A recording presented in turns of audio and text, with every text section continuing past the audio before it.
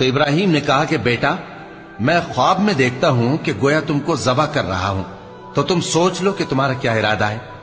انہوں نے کہا کہ ابا جان، جو آپ کو حکم ہوا ہے وہی کیجئے، اللہ نے چاہا تو آپ مجھے صابروں میں پائیے گا۔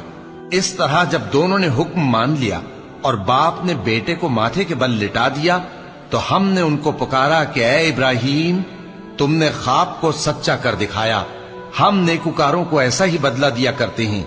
بلا شبہ یہ کھلی آزمائش تھی، اور ہم نے قربانی کے ایک بڑے جانور سے ان کا یعنی اسماعیل کا فدیہ دیا، اور پیچھے آنے والوں میں ہم نے ابراہیم کا ذکر خیر باقی رکھا کہ ابراہیم پر سلام ہو، نیکوکاروں کو ہم ایسا ہی بدلہ دیا کرتے ہیں۔